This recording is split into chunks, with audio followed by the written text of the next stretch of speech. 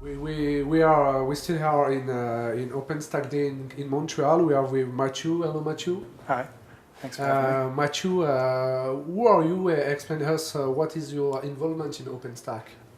So I work in the upstream development community. I'm currently serving on the OpenStack Technical Committee, the TC, which is the governance committee overseeing all of OpenStack development.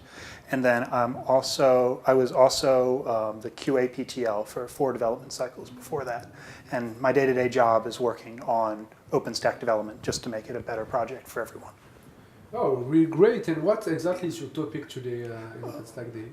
So today I was talking about how we debug the Gate, the pre-merge CI system in the community, and how helping debug Gate failures helps people in the enterprise, people who use OpenStack in production, and how the methodologies between what we do in the community for debugging is the same that you would do downstream as a consumer or someone running OpenStack.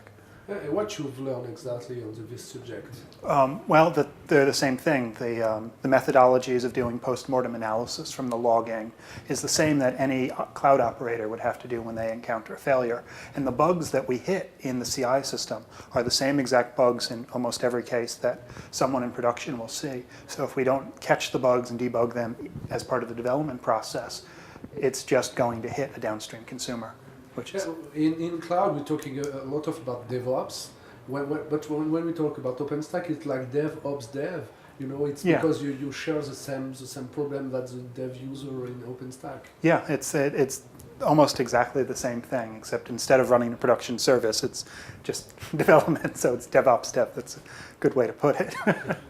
And today, what is your main challenge? What's the vision you have in OpenStack in few months or few years?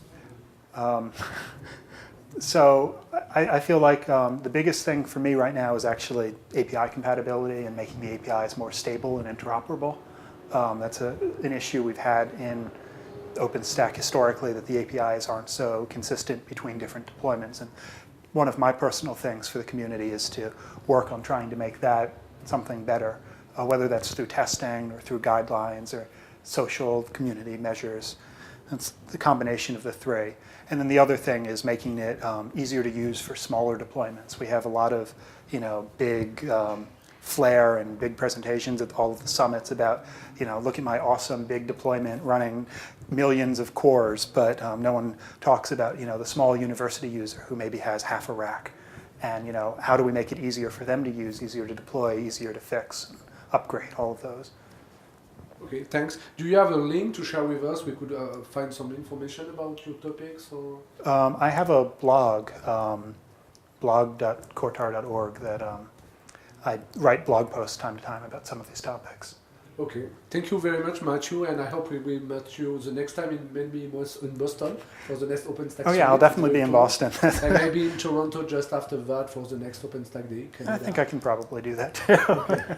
Thank you very much, Matthew. Bye. Thank you.